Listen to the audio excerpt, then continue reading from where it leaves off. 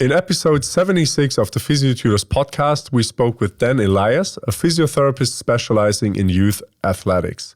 With over 15 years of experience and a background in decathlon, Dan has worked with England Athletics and runs the Youth Physiotherapy Clinic in Bath, focusing on injury management, prevention, and long-term athlete development. His shift to youth physiotherapy was driven by witnessing too many adults who had dropped out of sport due to preventable injuries in their youth. We began by addressing common misconceptions in youth physiotherapy, starting with the idea that children can be treated like small adults. Their musculoskeletal system is still developing, meaning their bones have different mechanical properties, and their cognitive and emotional maturity impacts the approach we need to adopt as physios. Another long-standing myth is that weight training stunts growth, when in fact proper strength training improves bone density, reduces injury risk, and enhances performance. The real danger lies in poor technique or lifting too much too soon, not in resistance training itself. Dan dove into the unique challenges of working with young athletes compared to adults. Beyond managing the injury, treating children often involves coordinating with multiple stakeholders, including parents, coaches, and sometimes school staff, requiring tailored communication to ensure everyone understands the situation and its implications. Since a child's body is constantly changing, their injuries, responses to rehab, and motor coordination skills fluctuate, making injury management more complex. Many common youth injuries stem from growth plate stress rather than soft tissue damage. Growth plates, or physes, are more cartilaginous and therefore softer than mature bone, making them vulnerable to stress injuries during growth spurts. This explains why conditions like Sever's disease, which is heel pain, Osgood-Schlatter disease, knee pain, and growth plate injuries are frequent in young athletes experiencing rapid growth. When it comes to rehabilitation, Dan prioritizes engagement, as traditional rehab exercises often feel monotonous to young athletes. Instead, he integrates games, challenges, and sport-specific drills to keep them involved. For instance, a young gymnast with a back injury might perform a side plank contest instead of static core exercises, turning rehab into a game rather than a choir.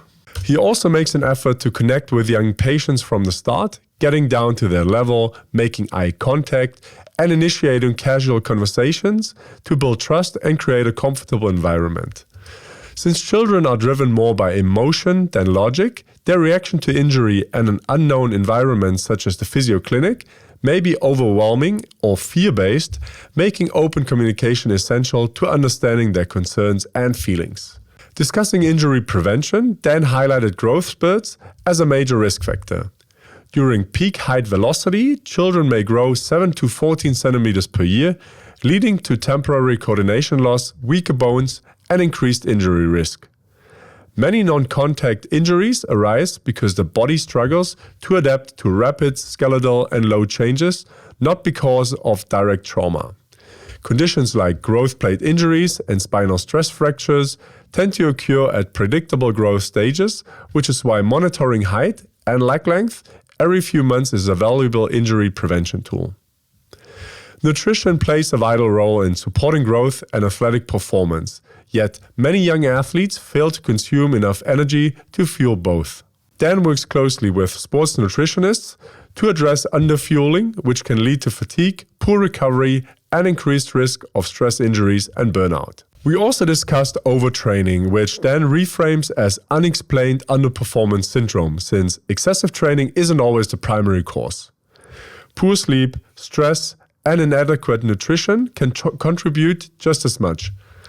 Early warning signs include chronic fatigue, persistent soreness, mood changes, appetite loss, and loss of motivation.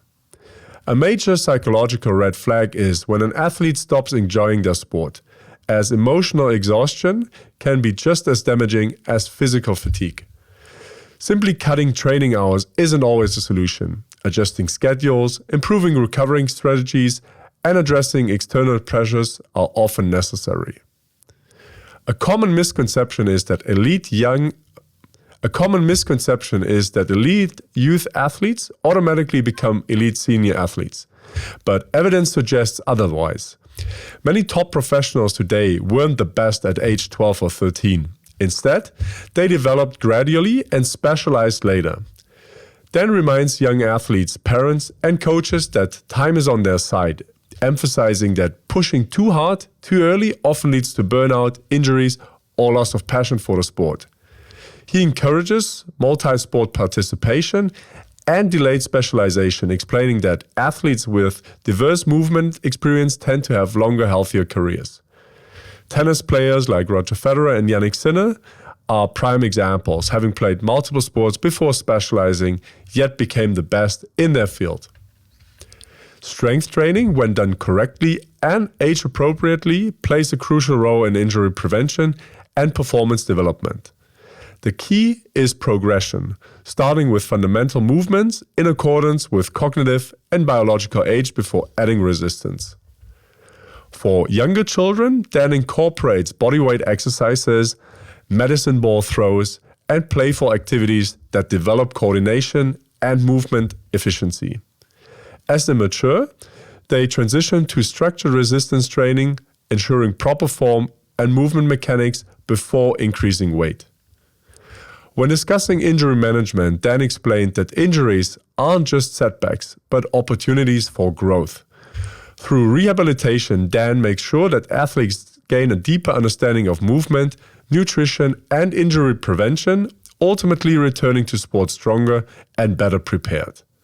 For those facing long rehab periods, he reframes injuries as a chance to develop flexibility, build strength, or work on mental resistance, ensuring they come back not just recovered, but improved. All right, this was a brief summary of podcast episode 76 on youth physiotherapy with Dan Elias.